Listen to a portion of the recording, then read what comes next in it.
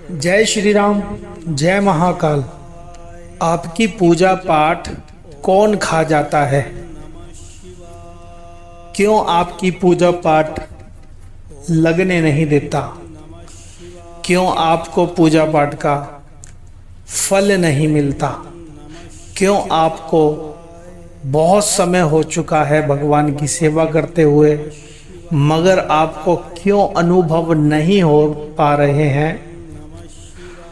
क्यों आपको दर्शन नहीं हो पा रहे हैं? क्यों आपकी दिव्य दृष्टि नहीं खुल पा रही है? क्यों आपको वाइब्रेशन नहीं हो रही है? क्यों आपको एक उदासी सा माहौल रहता है? क्यों आप परेशान रहते हैं? क्यों घर के अंदर दिक्कतें आ रही है इतनी पूजा पाठ करने के बाद भी?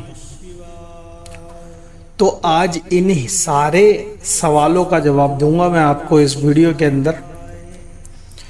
इस वीडियो को ध्यानपूर्वक सुनना, समझना एवं देखना कि आपके पूजा पाठ का फल आपको क्यों नहीं मिल रहा। आप पूजा पाठ बहुत करते हो, 1-1 घंटे, 2-2 घंटे, 3-3 घंटे, 4-4 घंटे, 2 घंटे सुबह, 2 घंटे शाम पूजा पाठ करते हो, माला फेरते हो, भगवान के मंदिर जाते हो, मगर उसके बावजूद भी आपको भगवान के दर्शन क्यों नहीं हो रहे, देव दर्शन क्यों नहीं हो रहे? आपको एक मलिनता हमेशा रहती है, विचारों में मलिनता रहती है, कभी कोई नेगेटिविटी आकर के आपको रात को दबा देती है। तो ये कारण जो है ना आपका, वो नेगेटिविटी का है। कारण जो है वो नेगेटिविटी के होने का है। बोला जाए तो आपके घर के अंदर कोई ऐसी छुपी हुई नेगेटिविटी है जो कि आपकी पूजा पाठ का सारा फल खा जाती है। अब ये कैसे होता है? ये होता है जैसे जैसे आप पूजा पाठ करते हो, आपके शरीर के अंदर एनर्जी बढ़ती है, ऊर्जा बढ़ती है, कोई छुपी हुई नेगेटिविटी आती है और आकर के आपके शरीर में धारण होती है। शरीर के अंदर धारण हो करके आपकी जो ऊर्जा की लेयर बन रखी होती है, उस ऊर्जा की लेयर को खा जाती है। आपके चक्रों पे जो जो ऊर्जा स्थापित होती है वो सारी चुरा करके ले जाती है। अक्सर ऐसा बहुत सारे भाई बहनों के साथ देखा गया है। भैया को कमेंट आते हैं कि भैया हमारी ऊर्जा हम पूजा पाठ बहुत करते हैं, ऊर्जा बढ़ती है, मगर फिर एकदम से डाउन हो जाती है, फिर हमारा शरीर गिर जाता है, हमारे सपन दोष हो जाता है, या फिर हमारे साथ कुछ गलत हो जाता है, शरीर में थकावन सी रहती है, थकावट सी रहती है, चक्कर आते हैं, शरीर टूटता है। पूजा पाठ करने के बावजूद भी ऐसा होता है। क्या भगवान के अंदर शक्ति नहीं है? भगवान के अंदर शक्ति है। शक्ति आपको अपने अंदर पैदा करनी है, जो कि आप कर रहे हो, मगर वो शक्ति आपके अंदर पैदा नहीं होने दे रहे हैं। कौन? नेगेटिविटी। जो नेगेटिविटी होती है वो इतनी ताकतवर होती है, आपसे ज़्यादा शातिर होती है। उसको पता है आप पूजा पाठ करोगे, अपने अंदर एनर्जी भरोगे और वो आएगी और एनर्जी खा करके चले जाएगी। अब इसका कारण क्या है कि आप सुरक्षित नहीं हो। नेगेटिविटी ऐसा क्यों कर रही है? आपकी नेगेटिविटी आकर के और आपके शरीर के अंदर से ऊर्जा खींच करके ले जा रही है। ऐसा क्यों? या तो आपके गुरु नहीं हैं, ध्यान से सुनना, या तो आपके गुरु नहीं हैं। आप कौन से मंत्रों का जाप कर रहे हो? खुले मंत्रों का जाप कर रहे हो, बंधन वाले मंत्रों का जाप कर रहे हो। बंधन का यानी कि बंद मंत्रों का, बंद मंत्रों का यानी कि जो गुरु दीक्षित से मिला जाता है वो मंत्र का। उस मंत्र को कोई खा नहीं सकता, कोई नेगेटिविटी चुरा नहीं सकती, ठीक है, क्योंकि उसके ऊपर गुरु देवता का बंधन लगा हुआ होता है, ठीक है।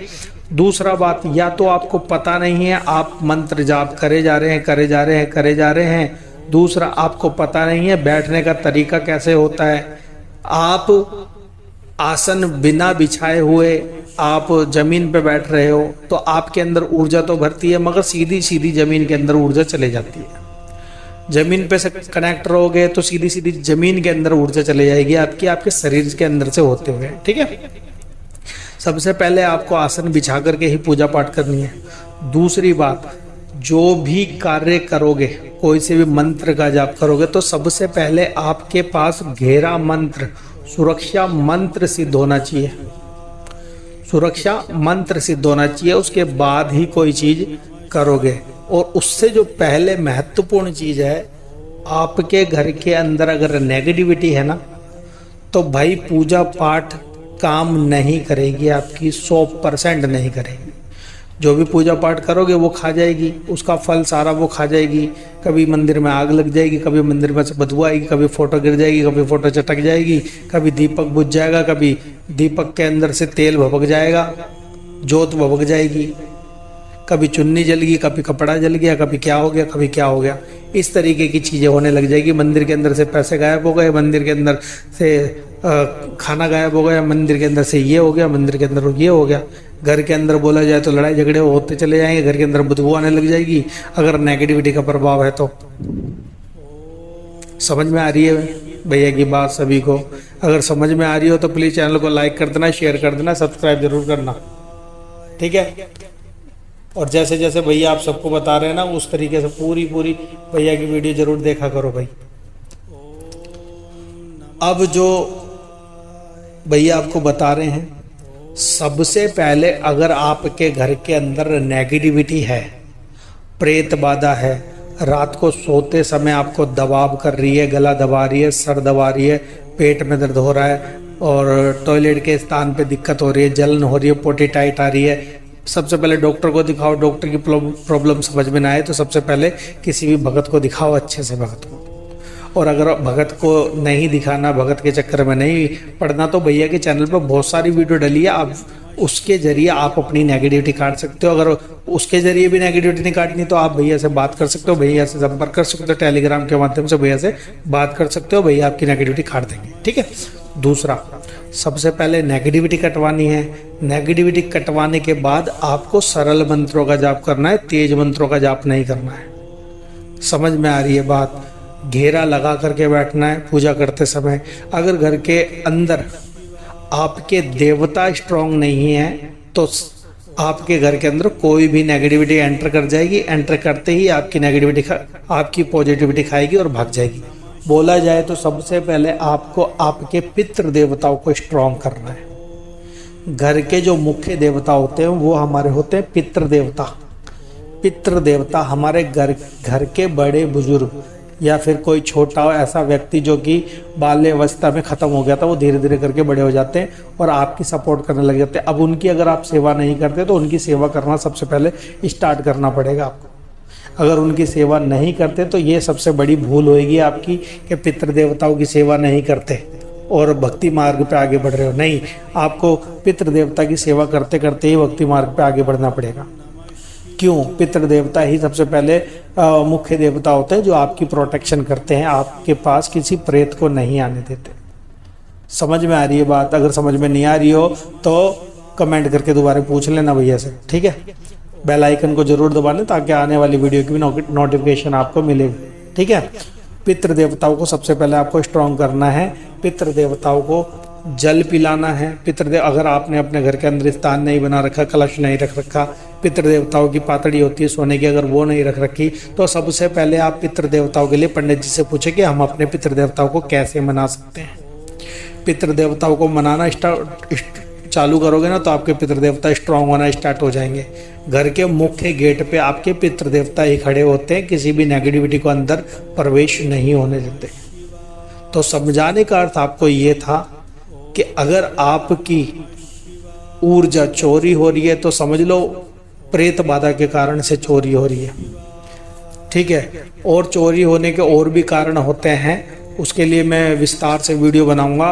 आप मुझे कमेंट के अंदर बस इतना लिख करके बताना कि भैया तंत्र के जरिए हमारी ऊर्जा चोरी कैसे होती है, ठीक है।